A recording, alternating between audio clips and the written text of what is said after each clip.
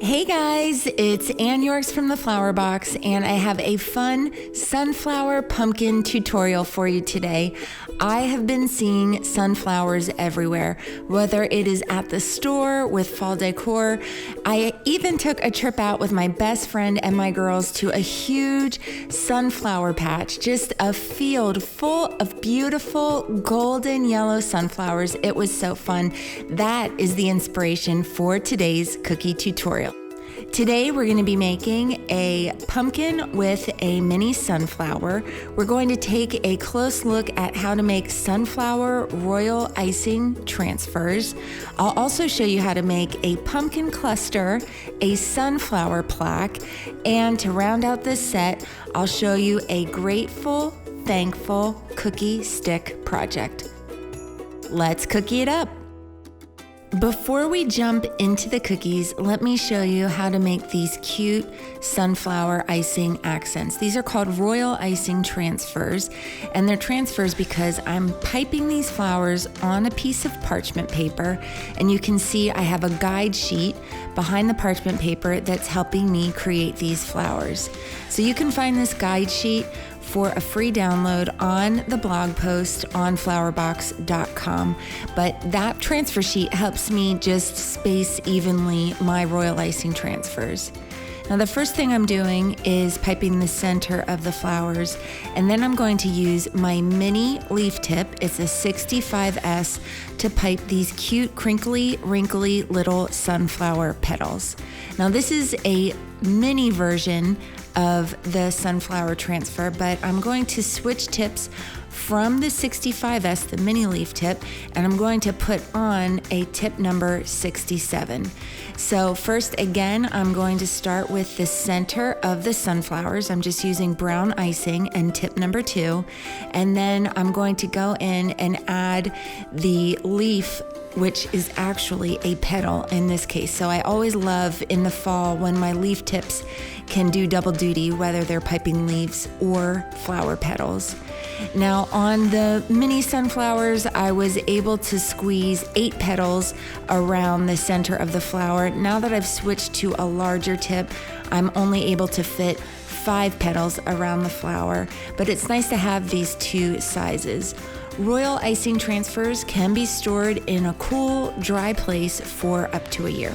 Now I always make these the day before I decorate, and then when I'm ready to decorate my cookies, the transfers are nice and dry. I just peel them off using the flat side of my boo-boo stick, and I'm ready to pop them onto my cookies. The first cookie I'm going to show you is this tall pumpkin with sunflower. This is my favorite cookie from this set, and it's also the easiest cookie from this set. I have orange piping icing in my piping bag, and I have a tip number 2, and I'm just going to outline the 3 sections of this pumpkin. Notice I'm adding a piped line in those small areas. That's just going to keep my flood icing from cracking or cratering. So that'll just set that flood icing up and keep it nice and puffy looking.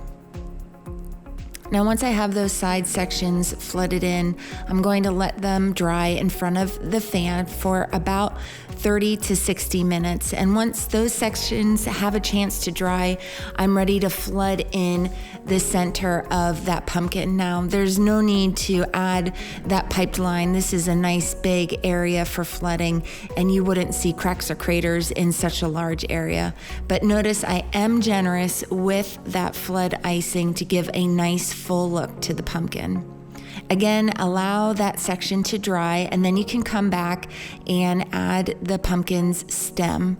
Now it's time for the details. I'm going to add some vines on the pumpkin, and I'm just looping and swirling, and I'm using a green icing with tip number 2. Now I have that mini leaf tip back on my icing bag. This is the same tip I used to create those cute sunflower petals, and here I'm using that tip actually for the leaves. Then I switch to the larger tip number 67 to pipe the leaves that are going underneath the sunflower. Now this cookie is almost done. I'm just gonna add a dot of royal icing, or glue in this case, and pop that sunflower right in the center of those leaves, and this cookie is ready to go. Now let's take a look at the cookie stick. I love this new cookie stick cutter from the Cookie Countess. We carry it in our shop, and if you are a Flower Box Club member, it was also in your fall subscription box. But the cool thing about this cutter is that it saves you time, because you can roll once and press your cutter down and cut 6 cookies at one time. It's a huge time saver. Now I've outlined this rectangle using 2 colors, the golden yellow and the white. I'm just creating an interesting background on this otherwise pretty simple cookie stick. That is the fun part about the cookie sticks, is they make great accent cookies. Here I'll show you one more time. I'm doing a second version where I've outlined part of the rectangle with orange and the rest of it with white. Then I'll add a wiggly, squiggly line with my orange flood icing and flood in that section. And then I'll go right back in while that icing is still wet and flood in the white. That's going to create a nice flat surface, since we're going to be stenciling these cookies with the words grateful and thankful, which are perfect for this season leading up to Thanksgiving. Okay, so I'm gonna get a little bit tricky here. I have my stencil in my stencil genie, and I'm actually going to put both cookies underneath the stencil and stencil them at the same time. This is a little bit of a time saver, but if you don't have them properly lined up, it could also be a little risky. So take care to line up your cookies if you're going to stencil 2 at a time. I'm using a stiff brown icing, and I just generously cover that stencil and peel back that stencil. You can reuse your stencil usually at least 12 times before you have to wash it. And these cookies are just a little bit cuter with a couple of those little sunflowers popped onto the corner. Let me show you how to decorate this pumpkin cluster. I'm going to outline the left and the right pumpkins first because they are in the foreground. So I just created 3 bumps on those pumpkins, and then I'll outline and flood that center pumpkin. Anytime I'm decorating a cookie that has multiple icing areas, I always start with the design that is going to be in the background first. Then I'll be able to flood in the foreground second. So I'm flooding in the pumpkins that are in the front, and I'm being nice and generous with that icing. And to really make these pumpkins look distinct in the front, I'm also going to add some tiny little polka dots. I have the opening on my white bag trimmed so small that just a little dot of icing is able to come out. And I'm really not even squeezing the bag at this point. I'm just letting gravity do all of the work. By the time I get to the next dot, a little bead of icing has formed on the tip of the bag. And so I really don't need to squeeze to make these mini dots on the pumpkins. Now this pumpkin, they all need stems, so I'm just going to outline and flood those small brown areas.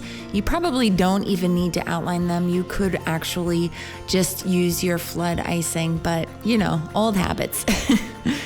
Now I'm going to add a couple of green vines just for a little bit of texture and a pop of color. And that tip 65S, you can find that on flowerbox.com. My Flowerbox Club members can find it in their subscription box. This is one tip that you can't usually find at the big box stores. This is a little bit more of a specialty tip. And we're almost done. We're just gonna add that sunflower accent to the center pumpkin at the top. Next, I'm going to show you a really neat cookie. This one is so much fun to decorate. This is a sunflower plaque cookie.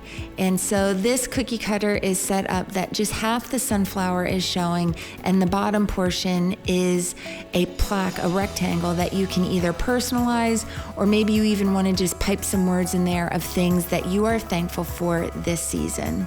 Notice I already have my circle traced in the center of the cookie.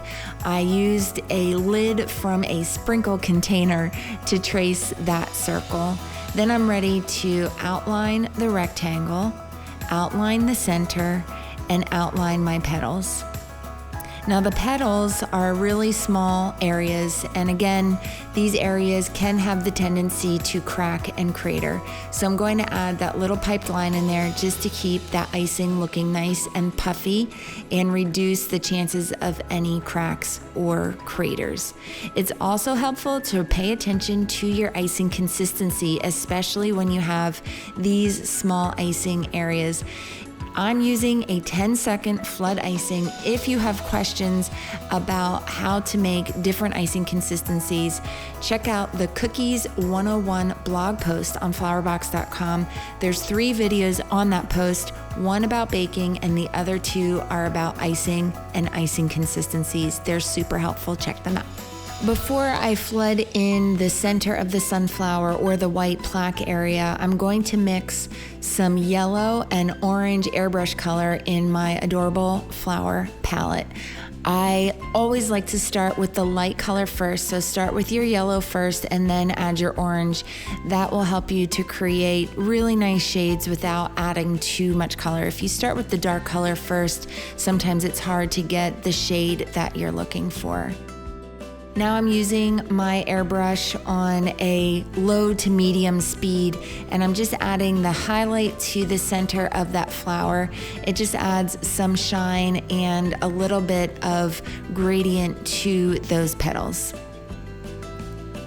Once you have the airbrushing done, you can flood in the center of the sunflower, and I'm just making this a little bit whimsical and adding some white polka dots in the center.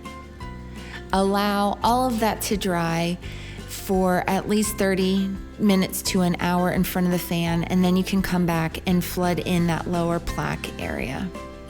Now the details on the flower are pretty simple. I'm going to add a piped bead border between the center and the petals. Those are just a series of overlapping teardrops of icing. But I do want to personalize this cookie with a name. So I am still using tip number 2 since this area is pretty large, but I've put the name Cecilia in my copy cake projector. Now you can use a copy cake or a Pico projector. It doesn't matter what you use, but if you have that projector, it really just helps guide that icing as you pipe the name onto that cookie. You can use images, creating them in picmonkey.com. That is a free service online, or you can simply type the words out on a Word document and use the fonts that are available to you there. Well, that is all for today, and I really hope you enjoyed this super cheerful, bright fall pumpkin and sunflower cookie collection. If you are a Flower Box Club member, I hope you enjoyed this special tutorial and a special look at the cookie cutters that are inside your fall subscription box. Thank you so much for watching. That's all for today. Until next time, happy decorating.